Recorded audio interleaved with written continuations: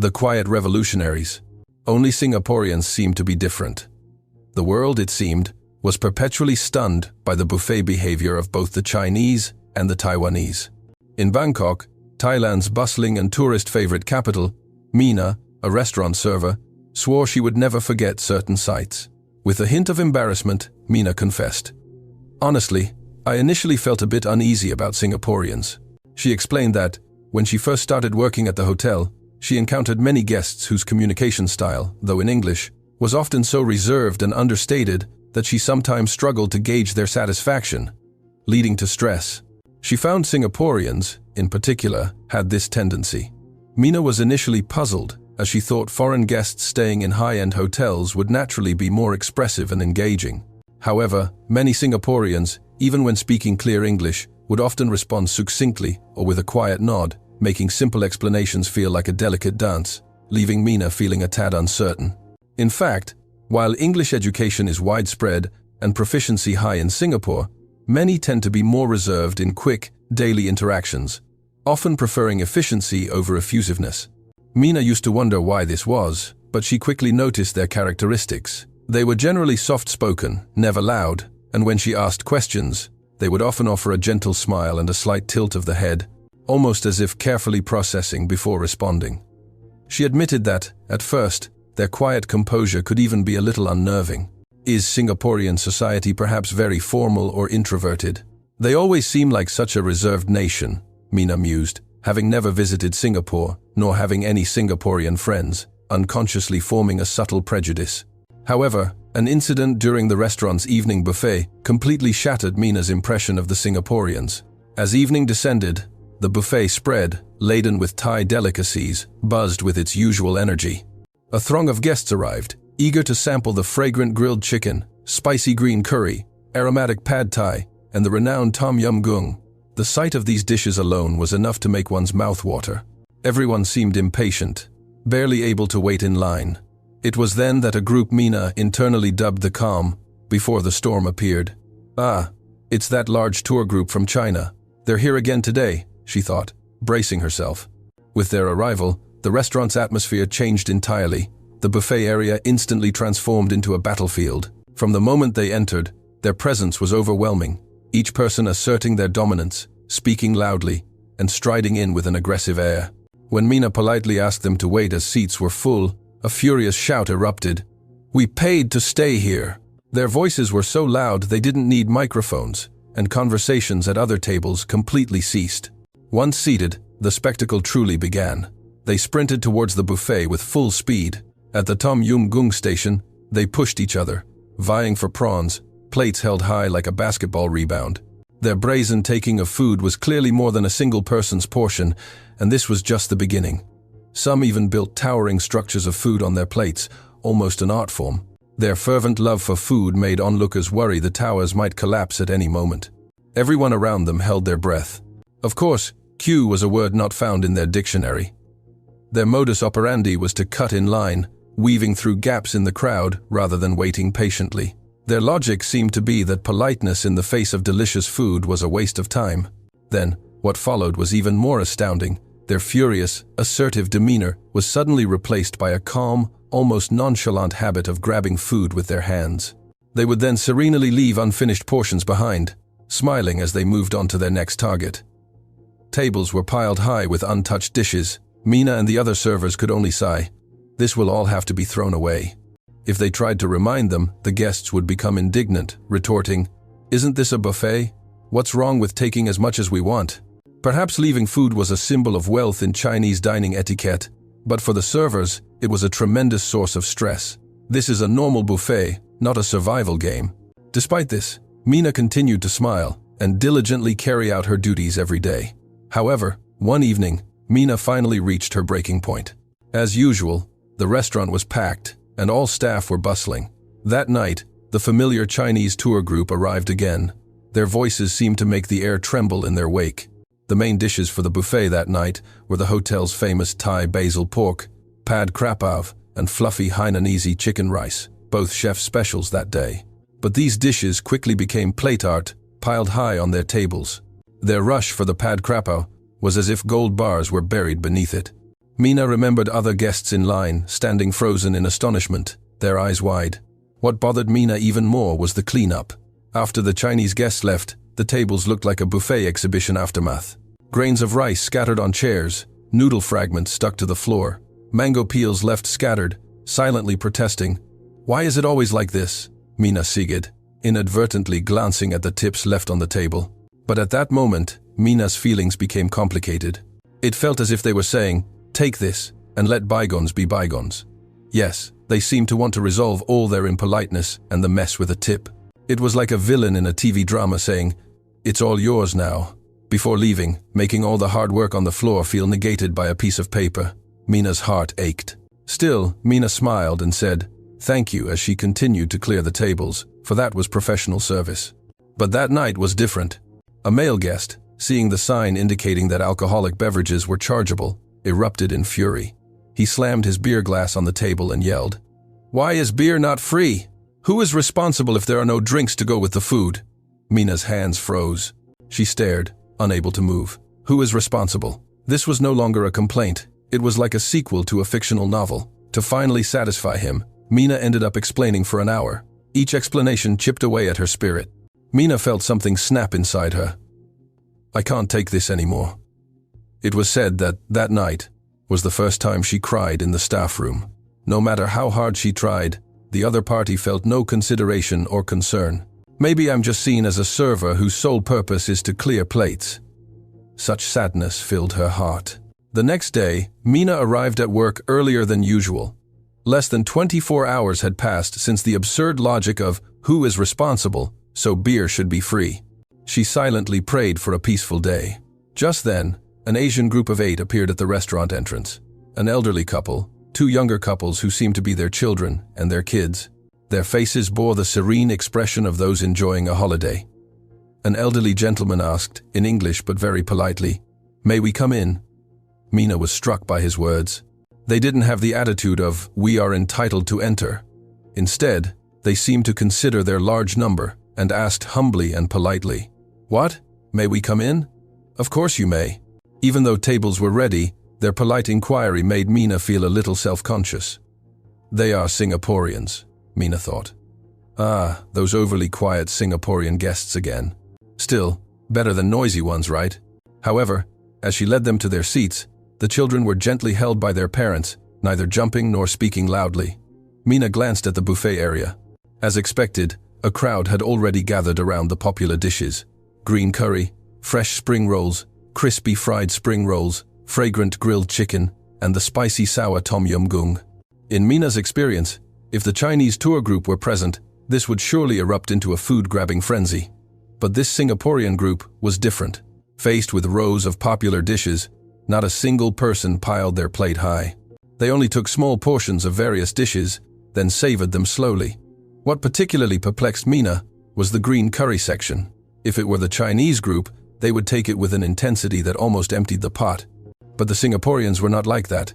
They didn't cut queues or push into the crowd. If someone was ahead, they would quietly wait. From an observer's perspective, the culture of queuing seemed embedded in their blood. When it was their turn, they took only small amounts, gently placing them on one corner of their plates. Their attitude made it feel like they weren't enjoying an all-you-can-eat buffet, but rather exercising caution by sampling first. The most surprising thing was what happened when a boy, about 10 years old, was taking food. His small hand accidentally dropped a fork with a clatter. Immediately, the child bowed slightly to Mina and said, "I'm sorry." His parents also rushed over, apologizing profusely. "We are so terribly sorry for the inconvenience. That was very rude of us." This extremely polite interaction made Mina momentarily feel as if she wasn't in a hotel buffet, but in a setting of a high-class family gathering. They took their food, ate, and chatted with smiles, but never disturbed other diners. Mina was deeply surprised that such quiet, comfortable guests, almost like air, could exist. Why? Why are they so different? Mina kept recalling the Singaporean group's reserved dining scene. She couldn't help but wonder, do Thai dishes not suit Singaporean tastes? Because they were simply too reserved, too polite. Mina thought they didn't like the flavors here. So, Mina mustered her courage and decided to ask directly, "Are the dishes to your liking?" She asked gently, with a hint of anxiety. They immediately beamed, their faces lighting up. Yes, they are very delicious. We love Thai food very much. Hearing this reply, Mina couldn't help but widen her eyes. Oh, if it's delicious, then why not eat more? Mina felt a wave of relief as their response was more friendly than expected. Then, she took out her phone, used a translation app, and showed them a message. Why did you only take so little? This is a buffet. It's okay to eat more. One of the male guests immediately took out his own phone and showed her a translated screen. It read, "These dishes are so delicious, other guests must want to eat them too. We cannot monopolize good food. Everyone should share it." In that instant, time seemed to stand still. That sentence gave Mina a profound insight. What is this? Such a thought exists. For Mina, who had always been immersed in the culture of buffets being first come, first served, take it or lose it, not eating is a waste. This way of thinking felt like it came from another dimension. Because it's delicious, I want to share it. This sentence completely changed her perspective.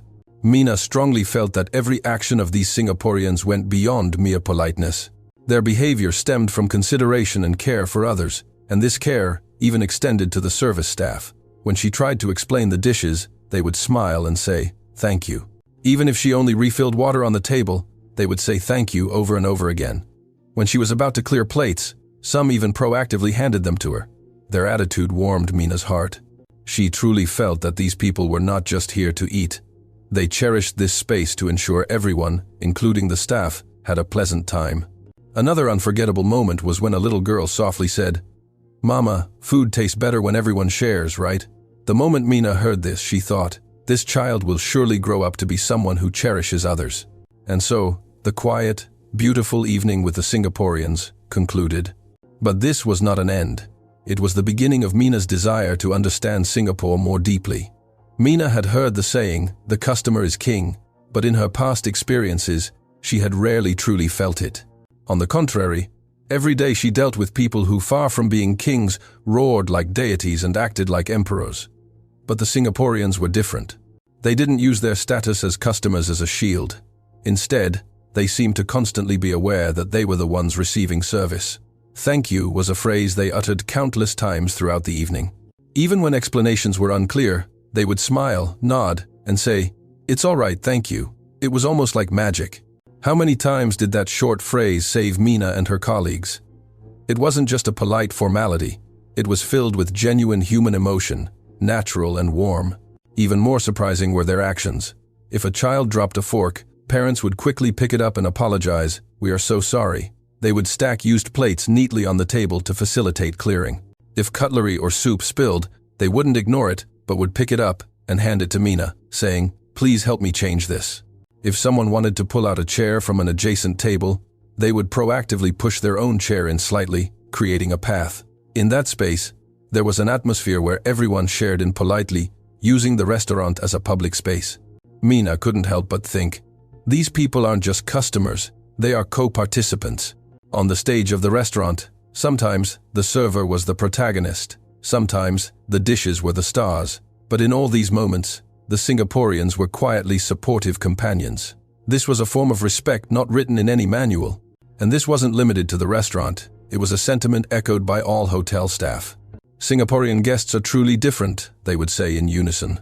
"They are people who can think for others and act accordingly. We, in turn, gain strength from them." Not just Mina, but the chefs, front desk staff, and housekeeping attendants. Everyone was touched by their behavior. After finishing her shift at the restaurant, Mina often chatted with Pia, a housekeeping attendant, in the staff room. That day, the conversation naturally shifted from the recently checked-out Singaporean group to their rooms. "Hey Mina, did you see the rooms of those Singaporean guests?" Pia asked immediately. When Mina replied no, she smiled and said, "They were surprisingly clean."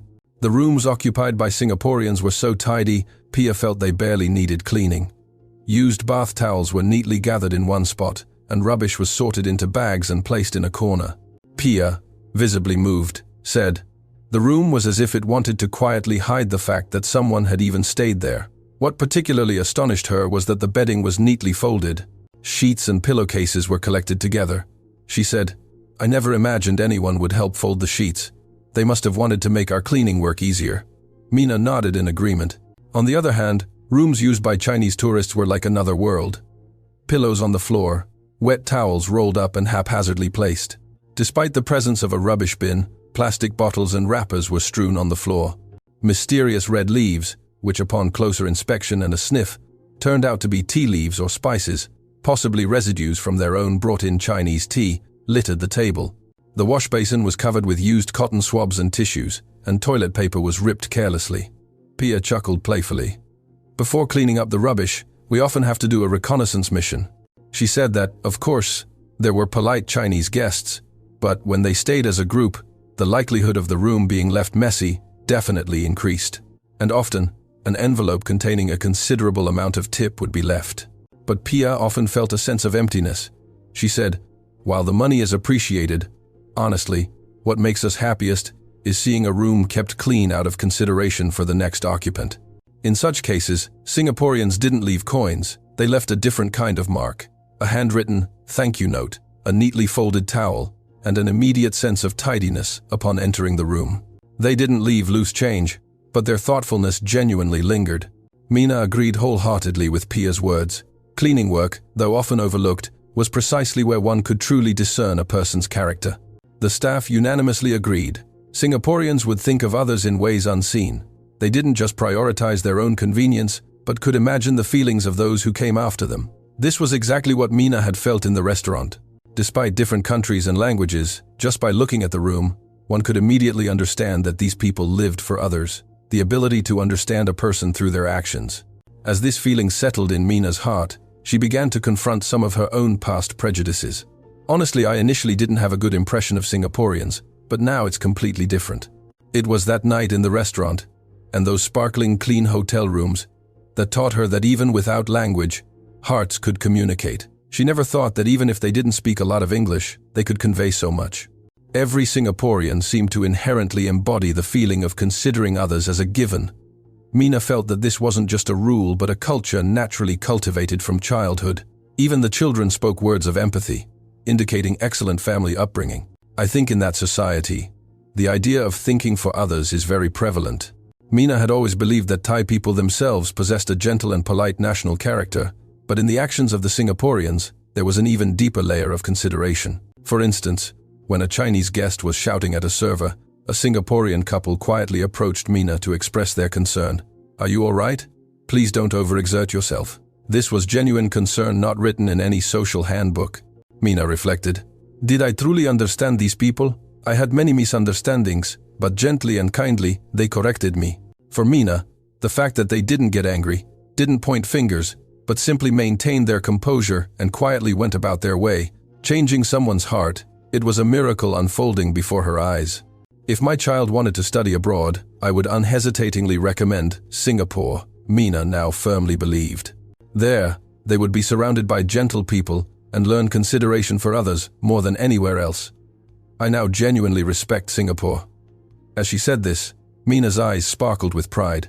What do you think? In a buffet environment where one can freely enjoy and take as much food as desired, perhaps one's true character is most revealed. This time, Mina was touched by the actions of the Singaporeans. But in fact, Thai people also possess the precious value of not wasting food. Thais also have a culture of genuinely appreciating food and cooking, with even a saying that each grain of rice holds a deity. Precisely because of this, in the Singaporeans' actions of sharing food and eating their plates clean, Mina felt a beautiful resonance with her own culture. I believe that even if countries and religions are different, that intention to respect food for the sake of others can surely become a gentle bridge connecting the world. Thank you for reading to the end. If you enjoyed it, please do subscribe to the channel and like the video. We look forward to your comments in the comments section. See you in the next video.